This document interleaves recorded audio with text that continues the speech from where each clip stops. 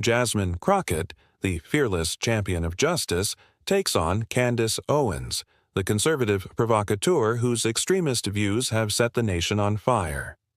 What starts as a heated debate on racial justice explodes when Owens shockingly praises nationalism and defends Hitler, sending shockwaves through America.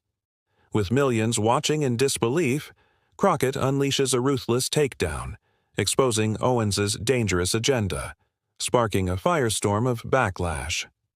The stakes couldn't be higher. Will the truth destroy Owens, or will her radical rhetoric continue to poison the country? Stay with us. This is a story worth every second of your time. The lights in the auditorium dimmed as the camera panned across a hushed room, the atmosphere thick with anticipation. Jasmine Crockett stood at one podium, Candace Owens at the other, each woman a symbol of the ideological divide that had come to define America's political landscape. The debate, broadcast live to millions, was set to be a showdown between two powerful voices. The topic was clear: the future of racial justice and the treatment of minorities in the United States. This wasn't just another political discussion. It was a clash of visions for the future. With the nation watching closely, Crockett, a rising star in the Democratic Party, had made it her mission to expose and dismantle the systems of inequality that plagued American society. Owens, the unapologetic conservative commentator, was firmly grounded in the belief that America's problems weren't about race, but personal responsibility and choice. The stage was set, and as the audience waited for the first words to be spoken, it was clear that what would follow wasn't just a debate. It was a battle for the soul of the nation. The room was thick with anticipation as Owens' words settled into the air, the tension so palpable it was almost suffocating.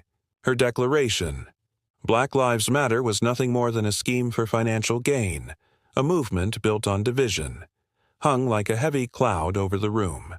She spoke with such certainty, her voice cold, almost clinical, as if dismissing. The pain of millions was as easy as spouting off an opinion. The crowd, taken aback, murmured quietly, but no one dared speak up yet. Owens had just made a claim that would force Crockett to respond. The next few moments would determine the direction of this debate. Candace Owens, with a calculated gaze, continued, "Let's be clear. Black Lives Matter isn't a movement for justice. It's a way to profit off of division, off of the fear they've created. This isn't about uplifting Black Americans. This is about making money by exploiting racial injustice." Her words echoed in the space, her voice a mix of anger and arrogance.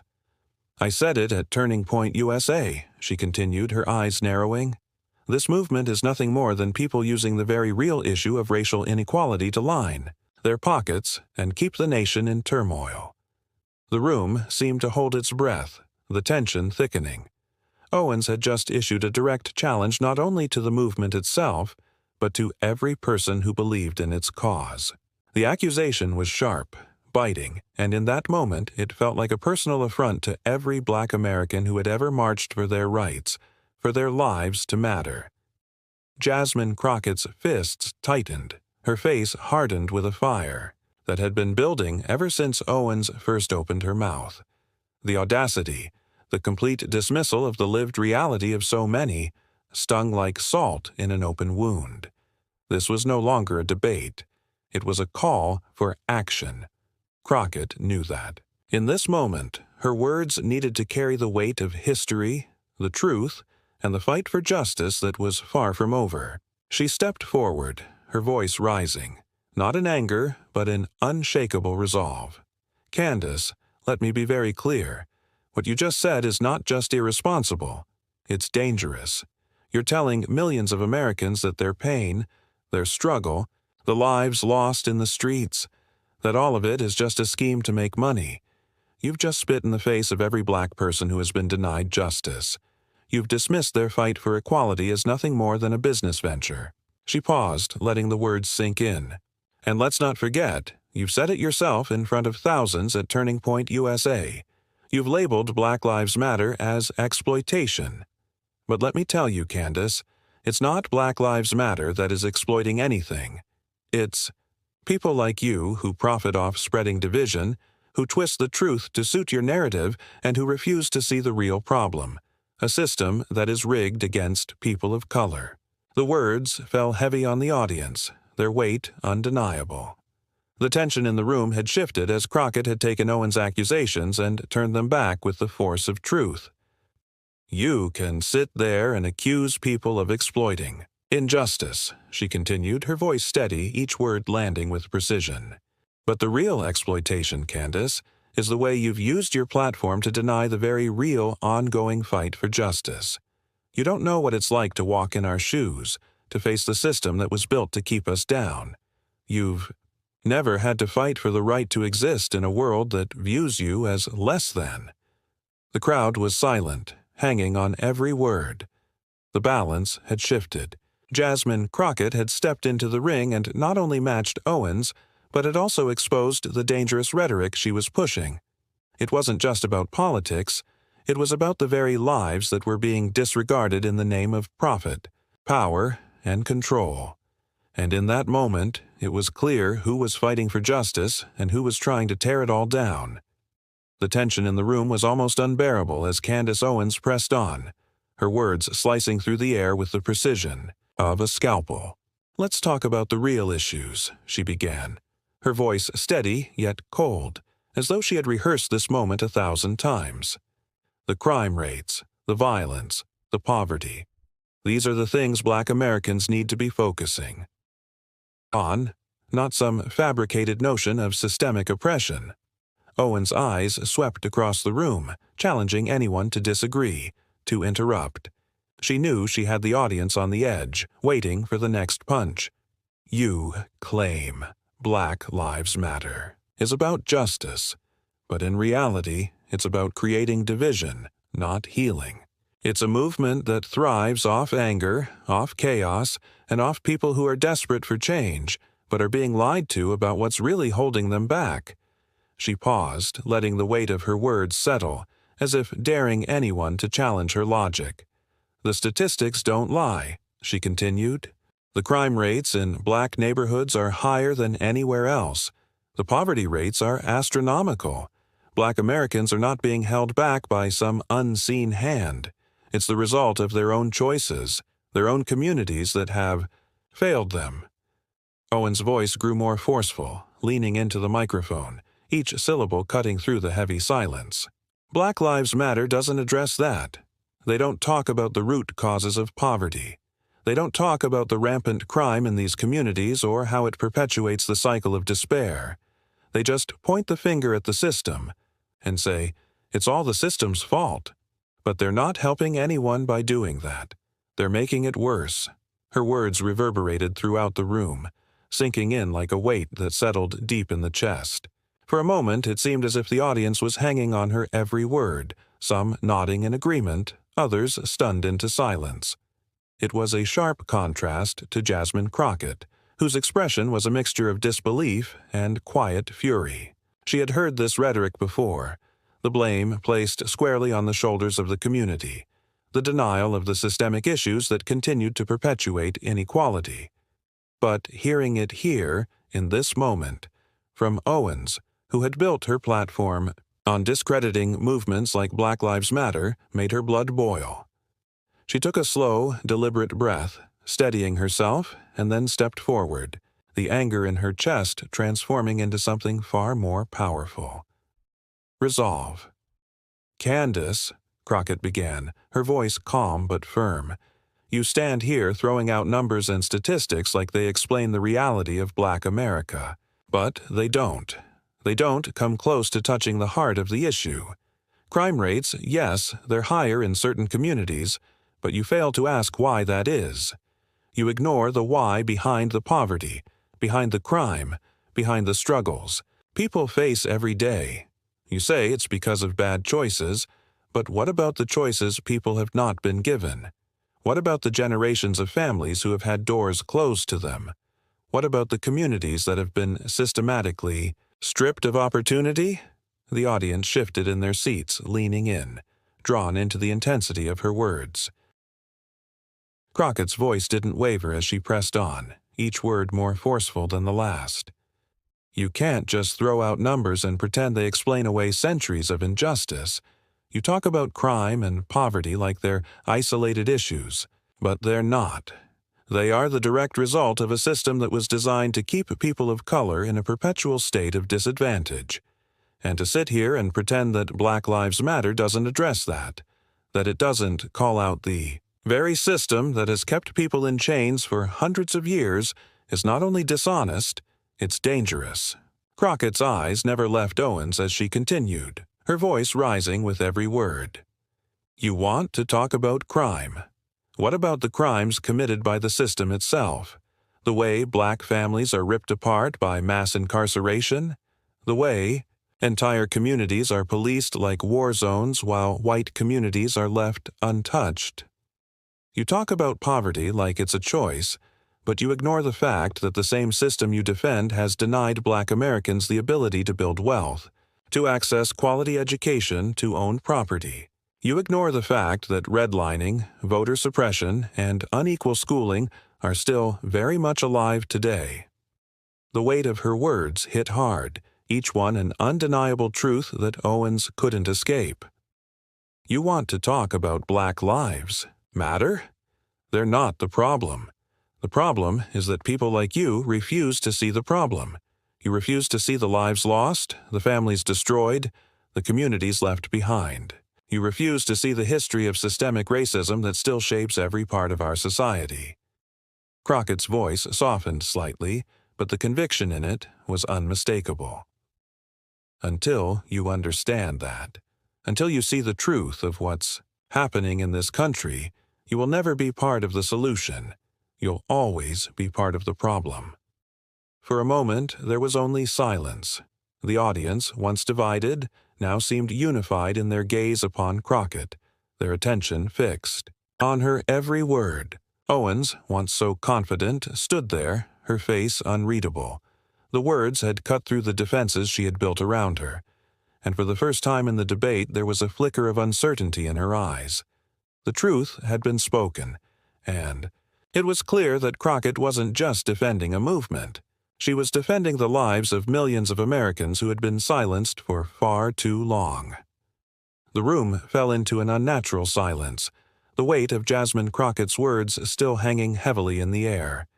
The debate, once fiery and impassioned, had taken a turn, but before anyone could fully digest the force of Crockett's last statement, something shifted. A soft buzz echoed through the room, cutting through the tension, drawing everyone's eyes to the large screen behind the podium. The crowd stilled, unsure of what was about to happen. A video, dated from 2018, was now playing.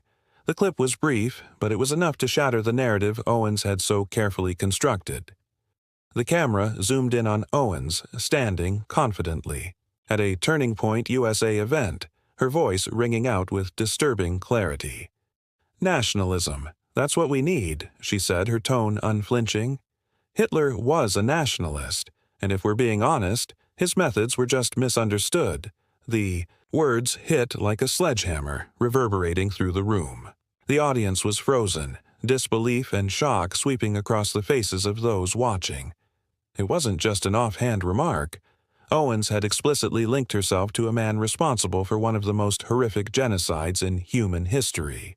For a moment, the room was entirely still, the weight of what had just been said hanging in the air like a suffocating cloud. Owens, whose career had been built on a foundation of fiery conservative rhetoric and sharp rebuttals, stood motionless. Her face, once confident and self-assured, now appeared strained, her features tightening as she realized the gravity of what was unfolding. The very words she had spoken in that moment had become her undoing. Jasmine Crockett watched Owens carefully, sensing the shift in the room. The debate had transcended politics. It was now about history, truth, and accountability. Owens had just exposed the dangerous undercurrent of her beliefs, the ideologies she had long tried to hide behind a facade of patriotic conservatism. The audience, once captivated by Owens' rhetoric, now began to murmur, their faces shifting from admiration to suspicion. What was once a celebrated figure among the conservative base was now being exposed as something far more troubling. The video continued to circulate online, and the internet erupted in a frenzy. Social media platforms exploded with the hashtag Candace Owens Exposed trending globally. The backlash was immediate, swift, and unforgiving. On Twitter, prominent conservative voices began to distance themselves. One user tweeted, "I can't believe I ever stood by her. There's no room for this kind of rhetoric in our movement."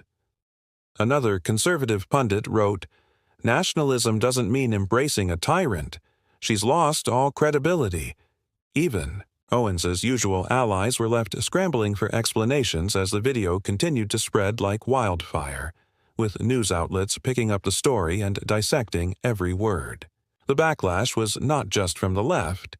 It was from conservatives who had once championed her as a voice of reason. Owens had crossed a line that few were willing to follow. The revelation wasn't just a scandal. It was a betrayal of the very principles she had long claimed to uphold.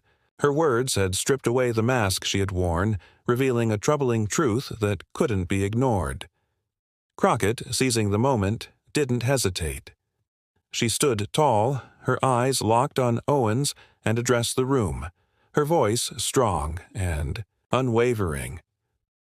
"What you've just seen is the reality of Candace Owens," she said, her words cutting through the thick silence. "This is who she really is. She's been masquerading as a defender of freedom, a voice of reason, but in truth, she's an apologist for dangerous ideologies that have led to suffering, pain, and death throughout history." Crockett's gaze never wavered from Owens as she continued, her voice rising with the intensity of someone who had just witnessed a moment of history unraveling. "She sits here and claims to fight for the people, but her words show her true allegiance to a distorted vision of nationalism that seeks to divide rather than unite. She can hide behind the guise of patriotism, but the truth is clear. She's not advocating for freedom. She's advocating for a return to a past filled with hate and violence."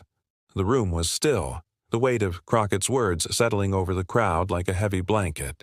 Some people were shifting uncomfortably in their seats. Others were staring at Owens, trying to process the reality of what had just been exposed. Owens, once so confident, now appeared cornered, her composure cracking in the face of the truth that had just been revealed. There was no escaping this moment. No carefully crafted defense could undo the damage. The truth was out, and it was clear that this moment would forever alter the trajectory of the debate and perhaps Owens' career as well. The fallout had begun, and it was going to be much larger than just this room. It was a reckoning, and, for Owens, it was a reckoning that could not be undone. The tension in the room was now unbearable, thick with the weight of the revelations that had been laid bare. Candace Owens, once so confident and poised, now stood at the center of the storm she had created. The video from 2018, where she had openly praised nationalism and made an appalling comparison to Hitler, still echoed in the air like a dark shadow. The crowd was still reeling, uncertain of how to process the words they had just heard. But Jasmine Crockett, whose resolve had been hardened over years of fighting for justice, stood unfazed. She could see the cracks in Owens' carefully constructed narrative. The facade was slipping, and it was only a matter of time before the truth would overwhelm her. Crockett, her voice steady but filled with an intensity that made every word feel like a hammer striking iron, stepped forward. "Candace, you want to play the victim? Claim that your words were taken out of context? But the reality is this. You can't hide behind excuses anymore. Those words, your words, are out there for the world to see, and they speak volumes about who you really are. You may try to claim that you've been misunderstood, but that doesn't change the fact that you've just openly aligned yourself with the very ideologies that have caused untold suffering for millions. You've given a voice to hate and extremism, and now you want to brush it off as a misunderstanding." Crockett's eyes never left Owens as she continued, each sentence growing in weight, her conviction palpable. You can deny all you want, that you support Hitler or that you believe in any form of nationalism that glorifies his methods, but the truth is, you're trying to rewrite history. You've given a pass to an ideology that's responsible for one of the most horrific genocides in human history. You can try to claim you were misunderstood, but your words are clear, and they've made it clear who you stand with. And it's not the side of justice, equality, or humanity. The room was silent, every person holding their breath as the weight of Crockett's words sank in. Owens, visibly uncomfortable, adjusted her posture, trying to regain control. But the cracks were deep, and there was no easy way to mend them. Crockett, with a steely determination, pressed on. "You talk about division, Candace," Crockett said, her voice now rising with a quiet fury. "But it's people like you who are the real architects of division in this country. You preach about unity, but you're doing nothing but sowing hatred and mistrust. You've used your platform to spread dangerous ideas, to promote an agenda that not only threatens the very fabric of our society, but also endangers the lives of millions. You say you're fighting for America, but the truth is, you're dividing us. You've taken something as sacred as the pursuit of justice and used it to fuel your own personal gain, to prop up dangerous ideologies that have no place in our world." Owens's face was now flushed with frustration. She tried to interrupt, to deny the accusations, but Crockett wasn't finished. With each word, she drove home the truth Owens could not escape. "This isn't just about what you said in a video, Candace. It's about everything you've stood for, everything you've used your platform to promote. This isn't an isolated incident. You've been spreading lies, exploiting the pain of others to further your own agenda. And the truth is, you've sold out the very people you claim to speak for. You've made a career out of dividing this country, of turning people against each other, of making the powerful feel comfortable in their ignorance while the rest of us are left to deal with the fallout." The words hung in the air, each one feeling like a final blow. Owens's deflections grew weaker with every passing second, and Crockett knew she had the upper hand. The truth had been exposed, and there was no escaping it. Owens was trapped in her own lies, and now Crockett had exposed her for the world to see. "You can't take back what you said," Crockett continued, her voice now calm but filled with an undeniable strength. "You can't rewrite history. You can't just walk away from the reality of the damage you've done. The words you spoke reflect your true beliefs, no matter how hard you try to distance yourself from them." Now, the crowd, who had been silently watching the back and forth, began to shift, their reactions ranging from disbelief to nods of agreement. Some of them now understood what had been at stake in this debate. Not just political differences, but the very values that defined what it meant to be an American. And in this moment, Crockett was standing firm in her commitment to those values, unwilling to let Owens' dangerous rhetoric go unchecked. Owens, now visibly shaken, took a step back, her composure slipping. The strength she had projected just moments ago was gone, replaced by a growing sense of panic. The truth was undeniable, and for the first time she had no words to defend herself. It wasn't just about politics anymore.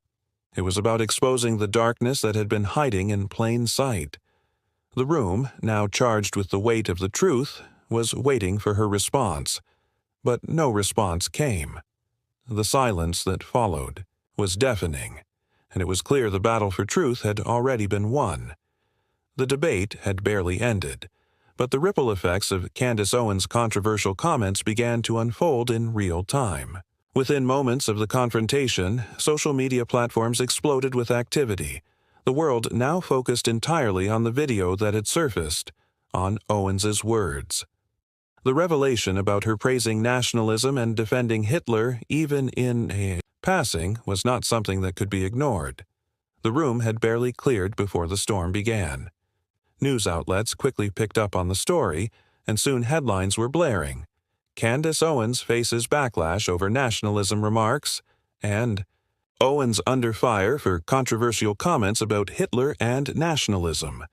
The shockwaves were felt not just on the left, but within conservative circles as well. What had been a routine political debate had now turned into a public relations nightmare for Owens.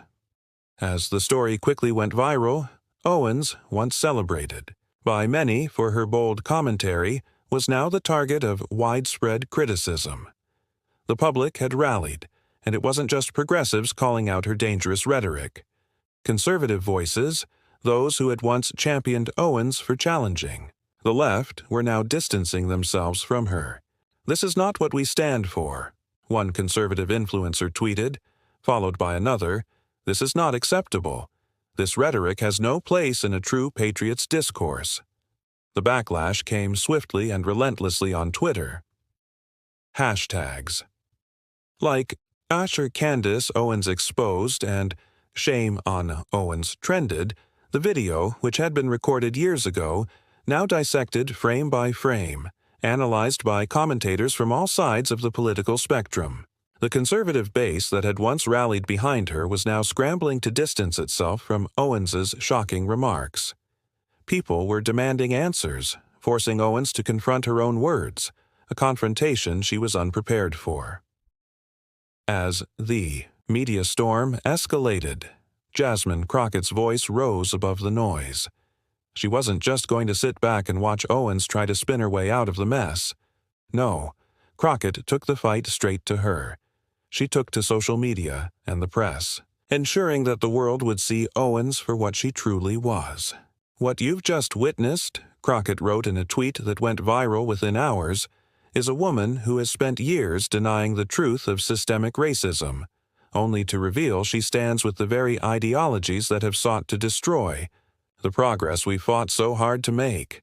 She is not a champion of freedom, but a voice for division." Crockett didn't let the moment slip by. She wasn't going to allow Owens to hide behind excuses or claims of being misunderstood. With each interview, each tweet, Crockett dismantled Owens' defense.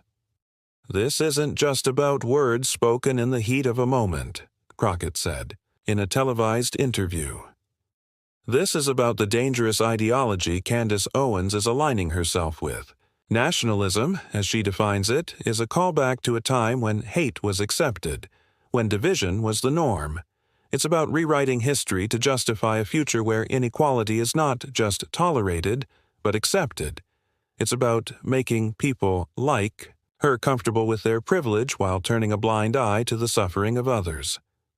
The media, which had once given Owens a platform to spread her views, now watched as Crockett held her accountable. Owens had been put on the defensive, and Crockett seized the opportunity, pushing forward the narrative that Owens couldn't deny. She had made a dangerous alliance with extremism, and now the public was paying attention. "What we saw today," Crockett continued, "is the result of years of rhetoric that has been allowed to fester unchecked. Owens's comments were not an isolated incident. They're part of a larger narrative she's been spreading. And now the truth is out. The truth is that there are people in this country who would rather cling to outdated ideologies than face the reality of the systemic injustice that exists. And that's not just harmful, it's dangerous." As Owens tried to regain control of the narrative, denying any support for Hitler or nationalism, the damage was already done. The backlash was swift and brutal. Owens found herself cornered, unable to escape the truth of her words. No matter how she tried to spin it, the truth had already set the course for the public's perception of her. Jasmine Crockett's condemnation wasn't just about calling out Owens for a single mistake. It was about calling out the ideology behind it. Crockett made it clear that this was no longer just a political debate.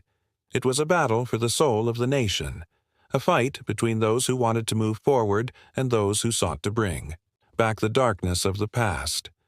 Owens had crossed a line, and now the world was watching as the consequences played out.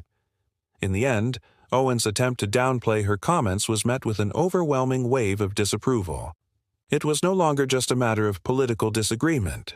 It was a moral issue, and Owens had lost. Crockett had not only exposed the truth, but she had become the voice of accountability, demanding that Owens and those like her face the consequences of their actions. The public had spoken, and the message was loud and clear. Extremism had no place in the future of this country. The air in the room was thick with tension, a charged silence hanging over the audience after the fiery exchanges.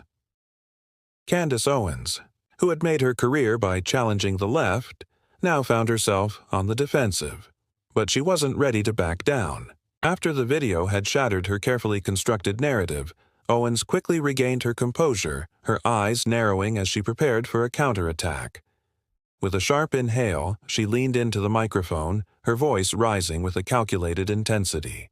"You know, Jasmine, what you're doing here is nothing short of manipulation," Owens declared, her gaze sweeping across the room.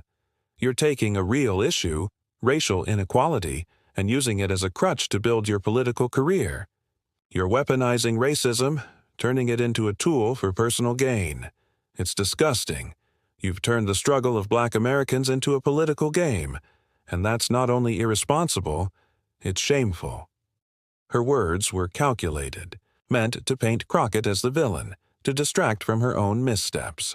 But it was clear that her accusation was a desperate attempt to shift the focus, to regain control of the narrative that was slipping away from her. The room held its breath.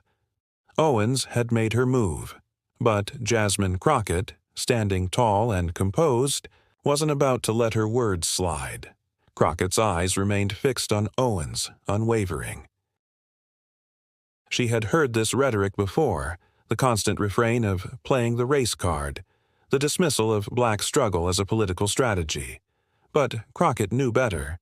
She had seen the damage caused by such rhetoric, had watched as these lies tore at the very fabric of her community, and now she was ready to fight back, to expose the dangerous truth behind Owens' words.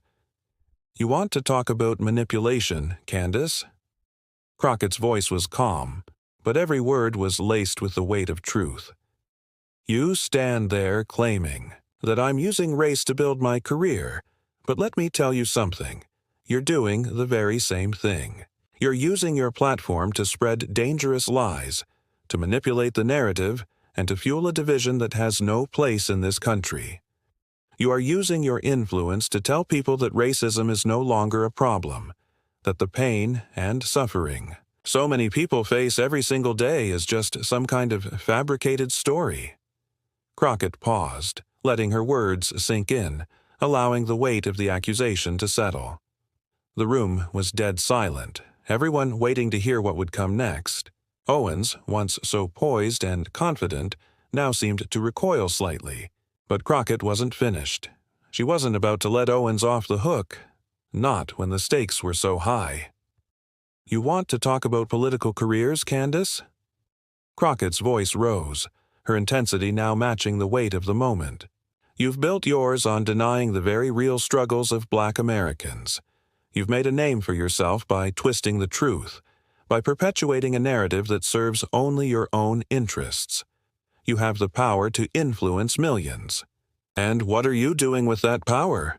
You're using it to spread extremism, to preach that Black people should just pull themselves up by their bootstraps without acknowledging the systems that have held us down for generations. You're standing there selling a lie, and you're doing it to make a profit. You're not interested in justice, Candace. You're interested in power."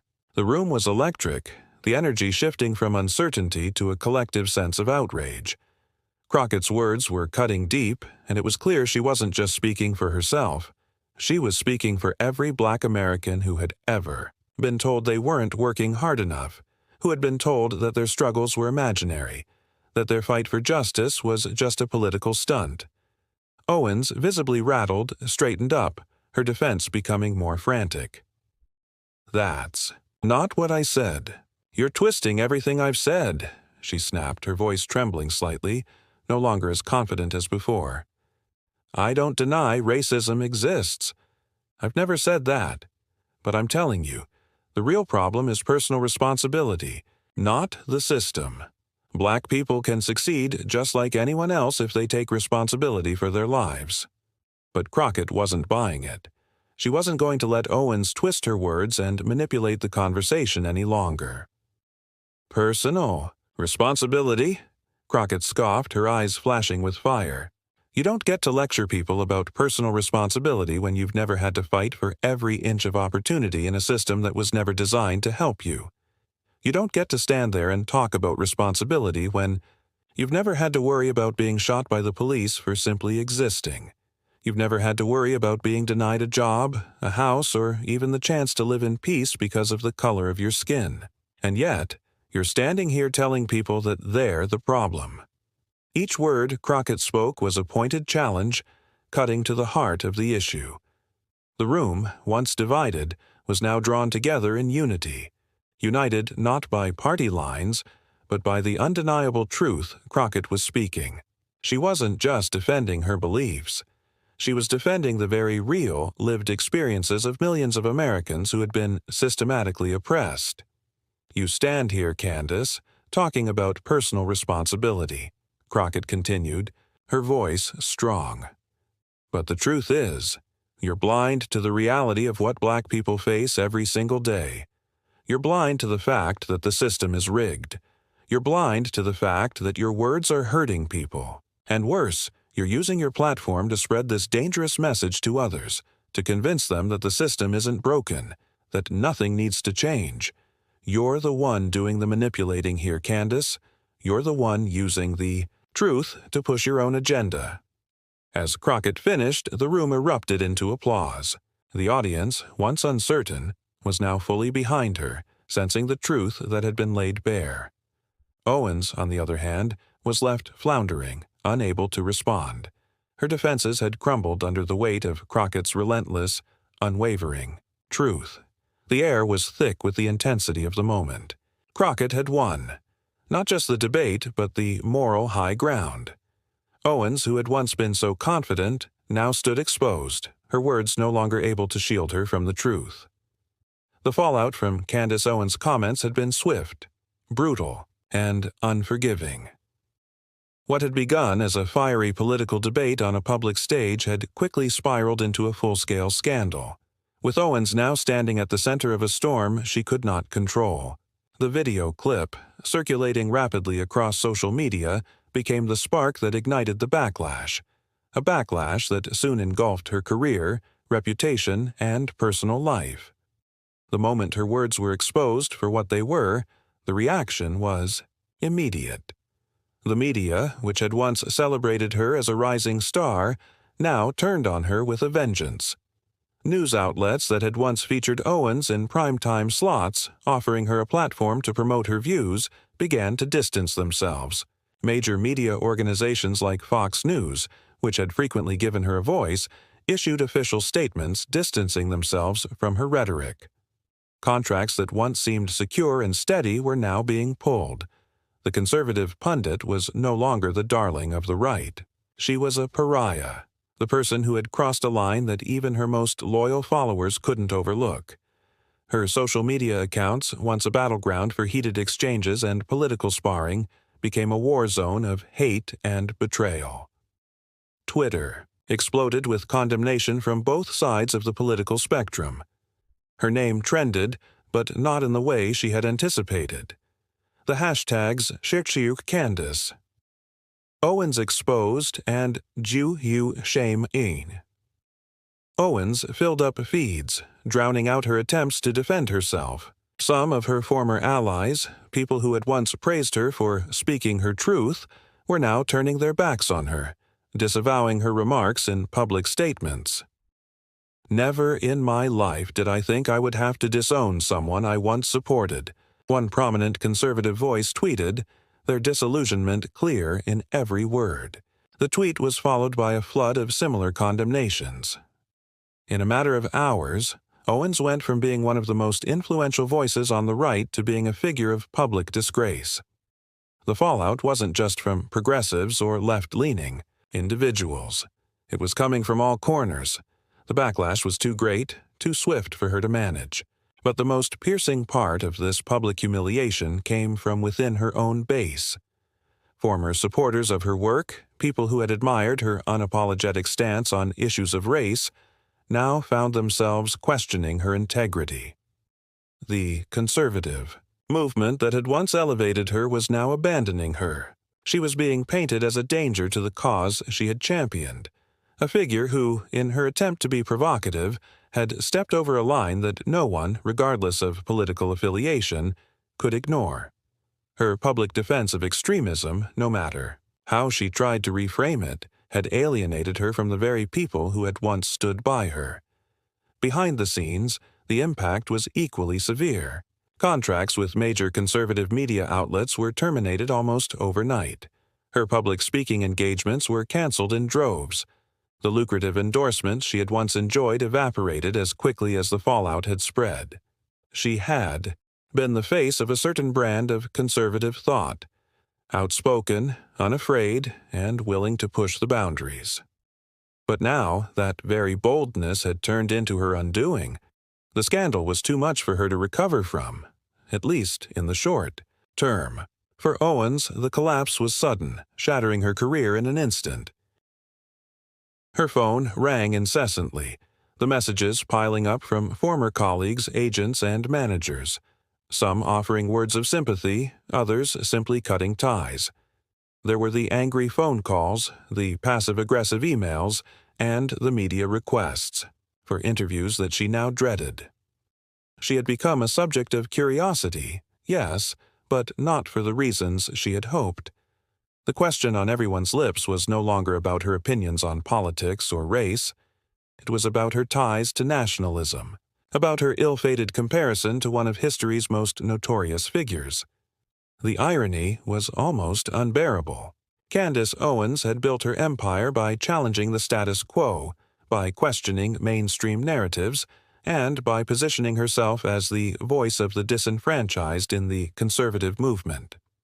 But in the wake of her Hitler comments, she became the embodiment of everything she had spent her career fighting against. The public's perception of her had shifted from being a fierce fighter for conservative values to a symbol of extremism and intolerance. The very platform that had helped her rise to prominence had now turned its back on her. And the media, the very thing that had catapulted her into the spotlight, had now become the source of her downfall. The irony wasn't lost on Crockett. She had seen this kind of thing before, seen how dangerous ideas could be cloaked in words that sounded so convincing at first, but this time she had a front-row seat to the unraveling. Crockett had been relentless in her condemnation of Owens, and she was not about to let the public forget the damage Owens had done. Every interview, every tweet, every speech was an opportunity for Crockett to double down, to make it clear that the dangerous ideologies Owens had flirted with were not just dangerous to the black community, but to the country as a whole. Candace Owens has spent her entire career minimizing the very real, very painful struggles that black Americans face, Crockett said in a televised interview, her tone calm but full of conviction. She's used her platform to spread lies, to fuel hate, and to dismiss the systemic racism that continues to destroy lives. What she said about Hitler, about nationalism, was not a slip of the tongue. It was an endorsement of everything we have been fighting against for generations. She's using her platform to perpetuate division, and that is something we cannot allow. Crockett's words echoed through news outlets, and the impact was undeniable. The backlash Owens faced wasn't just personal. It was a moral reckoning. It wasn't just about defending her career or salvaging her public image. The debate had shifted into something more significant. A battle over the future of the nation's discourse, one that Crockett had every intention of winning. And while Owens tried desperately to regain control of the narrative, issuing statements, claiming the video was taken out of context, Crockett remained resolute. "You can spin this all you want, but the truth is clear," Crockett continued, her voice unwavering. "You've shown us who you really are, Candace, and it's time for the country to take a long, hard look at the damage you've done. You are not a champion for freedom.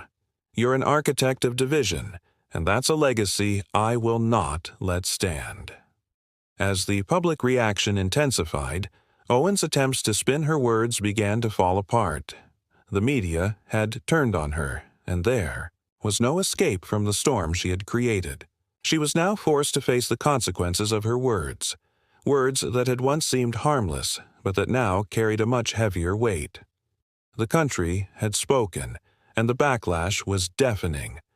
Her fall from grace had come quickly, but the damage she had caused would take much longer to repair, if it could be repaired at all. The storm had passed, but its aftermath left a trail of destruction in its wake. The media frenzy surrounding Candace Owens' comments and the fallout from her scandal had completely reshaped the narrative of the debate. Owens, once a leading figure in conservative circles, was now scrambling to regain control of the narrative. But for Jasmine Crockett, this was not just another moment in her political journey. It was a defining one. As the dust settled and the world watched, Crockett found herself not just defending her views, but solidifying her place as one of the most powerful voices in the Democratic Party. Crockett's career had always been defined by her unwavering commitment to justice.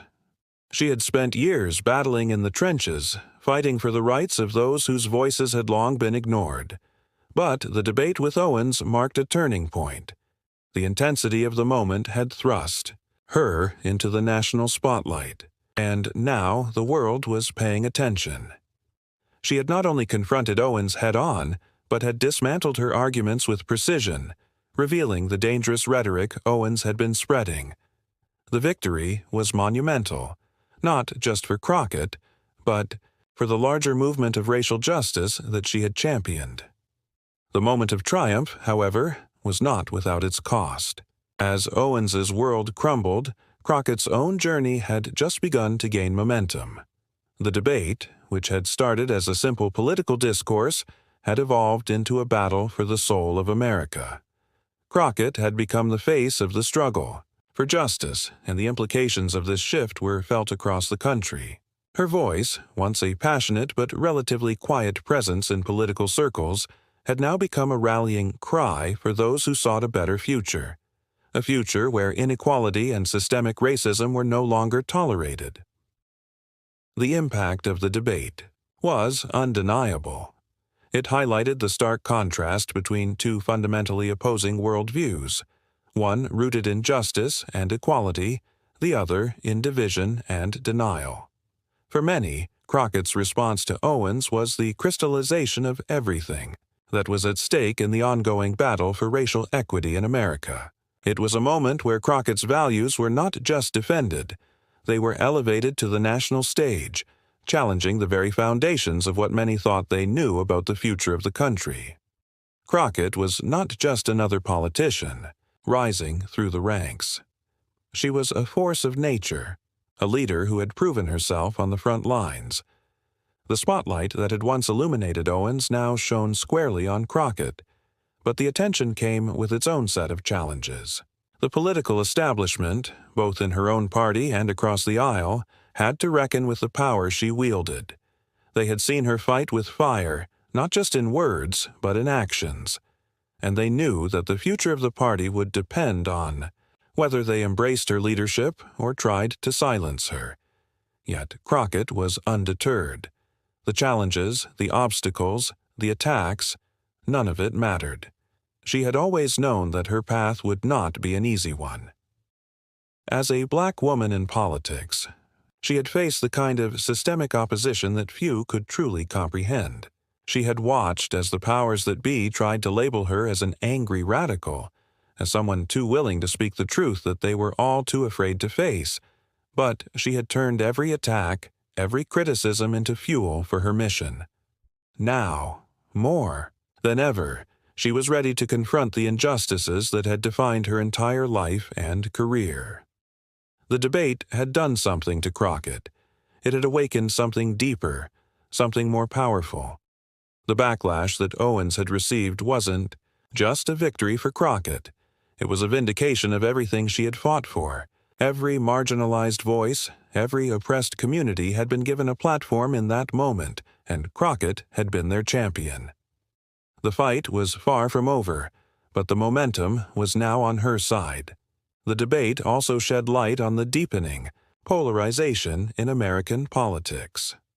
On one side, Crockett's vision of racial justice and equality stood in direct opposition to Owens's call for a return to a dangerous nationalism that dismissed the very real struggles of marginalized communities.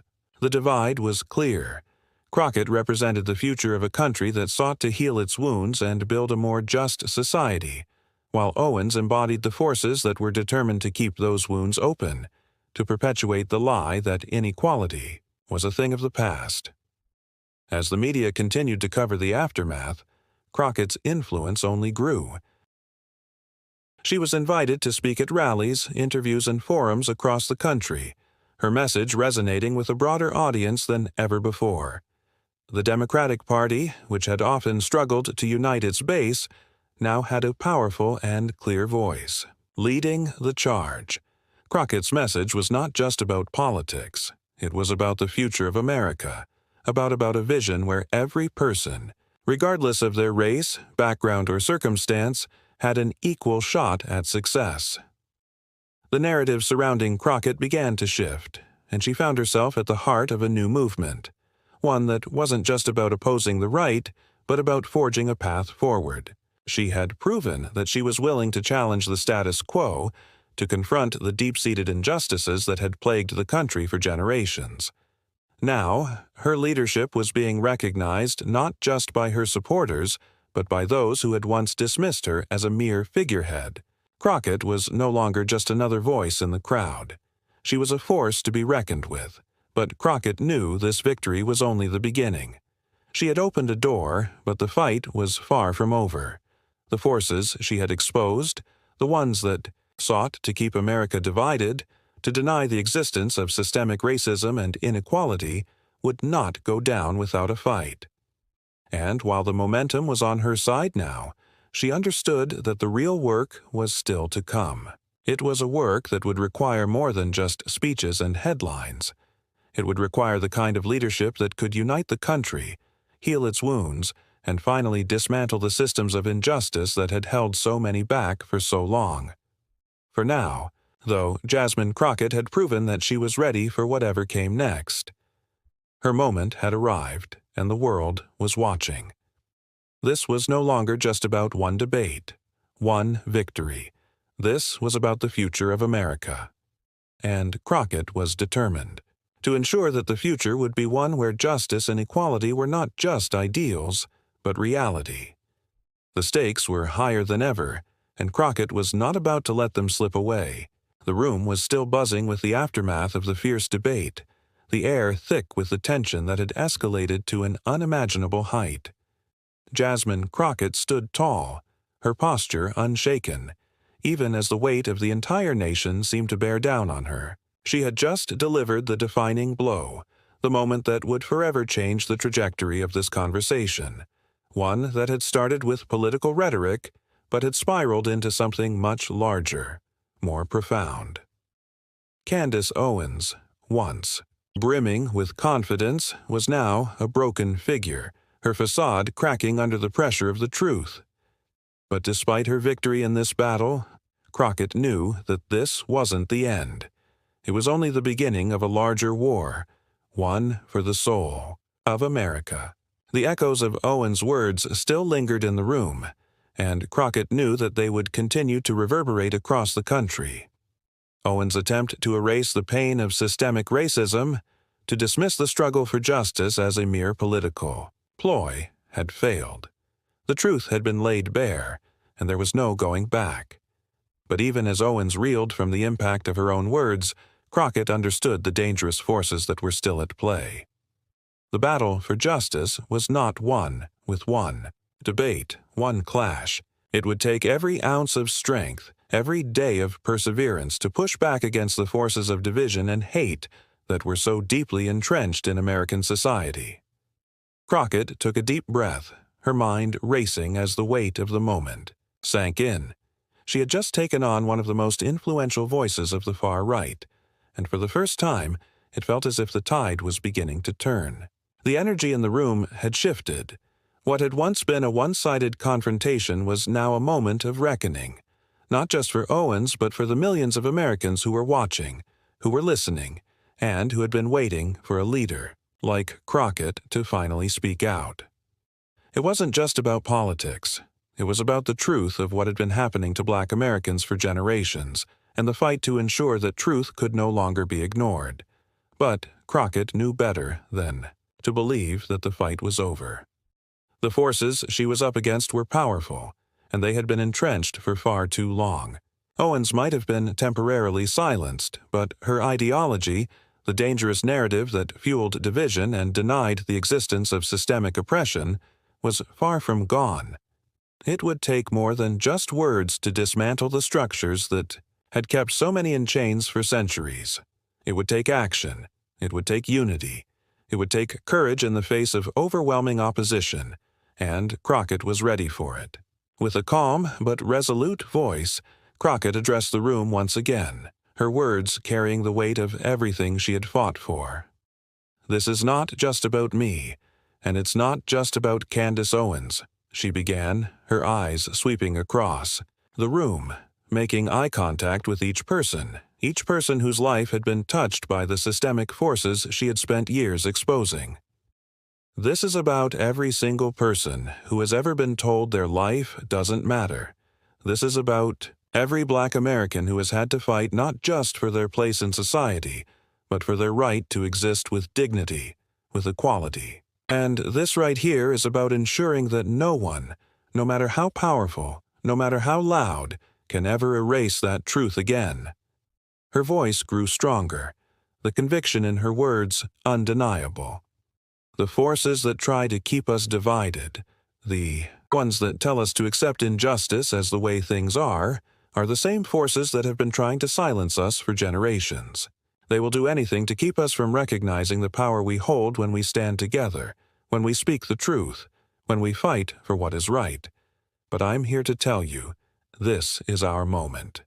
This is the moment where we make it clear that justice will not be pushed aside, that the truth will not be buried under lies. We have the power, and we will not stop until justice is no longer a dream, but a reality for every person in every community, in every corner of this nation." The room erupted into applause, but Crockett's focus never wavered. She knew that applause was just a small sign of support, a fleeting moment in time. The real work would begin now. This moment, this victory over Owens' rhetoric, had merely served as a signal that the fight was real, that it was ongoing, and that it would take everything to dismantle the systems of power that had long gone unchecked. It would take more than just one debate to change a nation. It would take a movement. Jasmine Crockett had no illusions about the road ahead. The truth, though powerful, was not enough to break the chains of injustice. She had seen firsthand the way the system worked, how it fought back, how it adapted, how it crushed anyone who dared to challenge it. But she had also seen what happened when people fought back. She had seen what happened when the truth became too loud to ignore. She had seen the spark of change, and now she was ready to fan it into a fire that would burn brighter than anything the powers of division could muster. The moment Crockett had just experienced, standing tall, facing down one of the loudest voices of the far right and emerging victorious, was a testament to the power of truth, the power of resilience, and the power of justice. But it was also a reminder of the fight that lay ahead. The battle for racial equality, for justice, for truth was not something that could be won in a single debate or a single victory. It was a lifelong struggle, one that would demand every ounce of courage and strength from those willing to stand up and fight for what was right. And as Crockett walked off the stage, the weight of the moment settled on her shoulders. She had won today, but the real fight was just beginning. With every step she took, she was more determined than ever to ensure that the truth would continue to be heard. No matter how loud the opposition became, the world had seen what happened when one person stood up for justice, and now it was time to see what would happen when millions did the same. For Jasmine Crockett, this wasn't just a personal victory. It was the first step in a movement that would change the course of history. The forces of extremism, the forces of division, had been exposed, and now it was time for the forces of truth and justice to rise up and claim their place in the future of America. As Jasmine Crockett stood there, the dust of the battle settling around her, a quiet realization washed over her. The fight wasn't just about winning a debate, silencing a controversial voice, or proving her point. No, this was about something far more profound. This moment had stripped bare the truth that so many had spent lifetimes trying to ignore. It wasn't just about a political argument. It was about the very essence of justice, equality, and what it means to stand up in the face of overwhelming adversity. She had fought not just for herself, but for everyone whose voice had been drowned out by those who refused to see their humanity.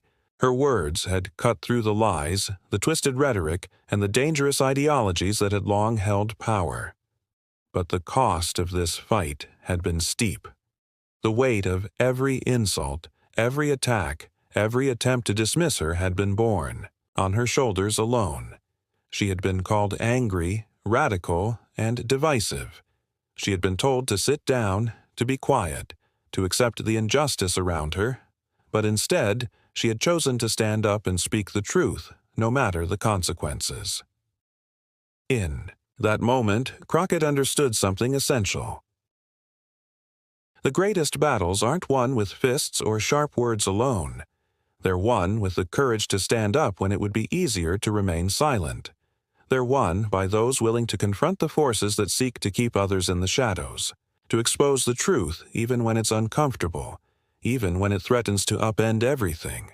The truth was the weapon that would tear down the walls built to divide and silence, and Jasmine Crockett had chosen to wield it with every ounce of strength and determination she had.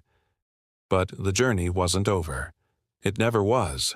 For every victory, another battle would rise in its place. The forces of division, the voices of hate, the systems that perpetuate inequality, they wouldn't disappear overnight. They were deeply entrenched, woven into the fabric of society, and they wouldn't go quietly into the night. And that was the painful reality Crockett had to face.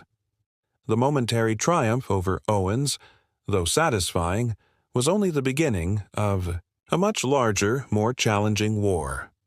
What Crockett had come to realize was that real change doesn't come from defeating an enemy in one battle. It comes from an unyielding commitment to keep fighting, keep pushing forward, and keep telling the truth, no matter how difficult or dangerous it may be. It comes from knowing that the path to justice is not linear. It is full of setbacks, frustrations, and moments of doubt. But it is also filled with moments of clarity, moments of triumph, and moments where the truth shines so brightly that nothing can hide it. As Crockett stood there, the weight of the moment not yet fully settling in, she knew that her journey was far from over. There were more people to fight for, more systems to tear down, and more lies to expose.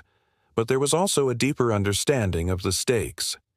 This was more than just a political fight. It was a fight for the soul of the nation, for the very heart of what it meant to be free, to be equal, and to be human. For Jasmine Crockett, the lesson was clear. When you fight for justice, you do so not for the applause or the recognition, but because the fight itself is the only way forward. The world may try to silence you. The world may try to turn its back on the truth, but the truth will always find its way to the surface. And when it does, nothing will ever be the same again. The battle may never be easy, but the victory of truth in the end is worth every sacrifice. And so the journey continued, because as long as there was injustice, there would always be a need for warriors like Jasmine Crockett, ready to fight, ready to stand tall, and ready to speak the truth, no matter the cost. Thank you for watching. Until this moment, and for standing with us on this journey for justice. Your support means everything.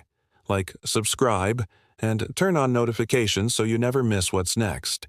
And we'd love to hear your thoughts. Leave a comment below, and let us know what moved you most in this story.